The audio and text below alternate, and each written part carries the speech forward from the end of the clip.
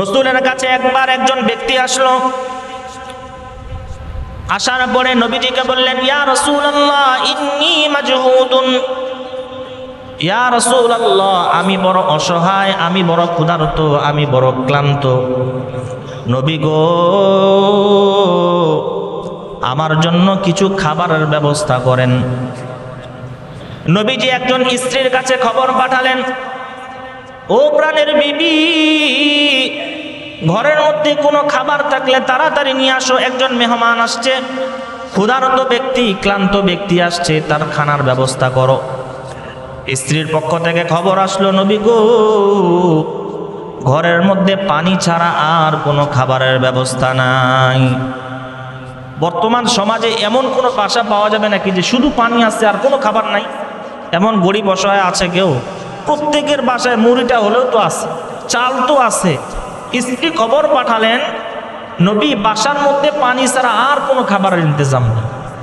নবী আরেকজন স্ত্রীর কাছে খবর পাঠালেন, তাড়াতাড়ি খাবারের ব্যবস্থা করো।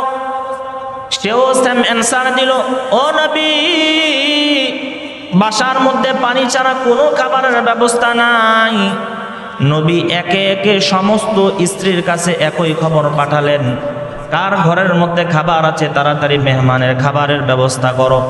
প্রত্যেকটা স্ত্রী একই উত্তর দিলেন, ইয়া রাসূলুল্লাহ আমাদের ঘরে পানি ছাড়া অন্য কোনো খাবারের ব্যবস্থা নাই।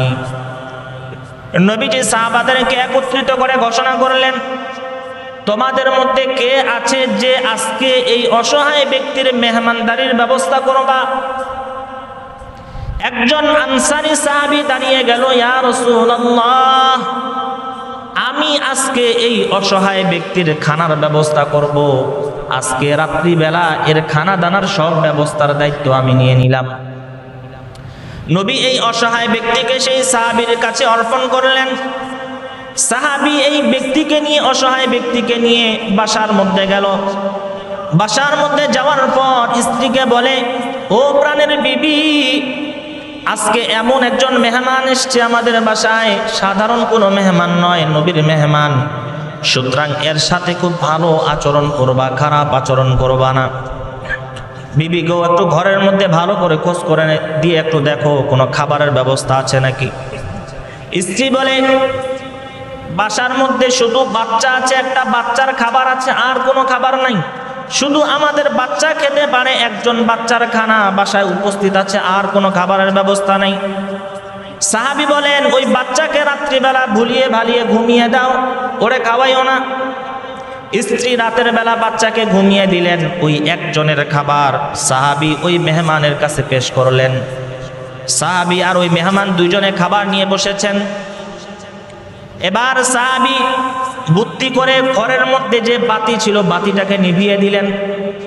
বাতি নিভিয়ে দিলেন কেন? কারণ মেহমান আসলে একা তো আর খাবে না, মেহমান তো সাহাবীকে নিয়ে কি করবেন? খাবেন।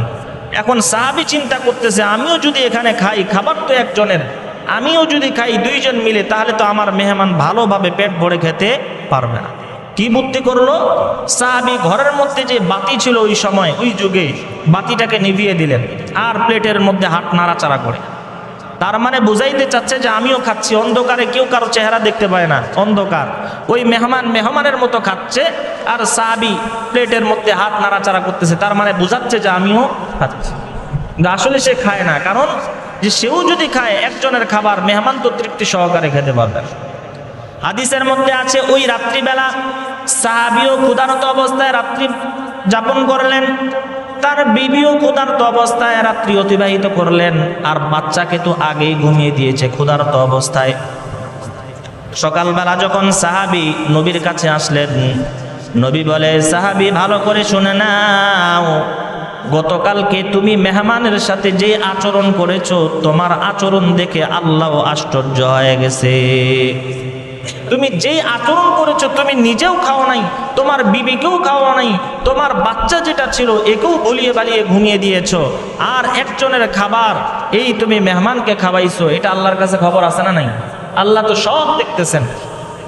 তো আসলে সাহাবায়ে কেরাম, আমরা তো নবীর আশিক বলে দাবি করি, আমরা নবীর উম্মত বলে দাবি করি, আমাদের আশেপাশে যে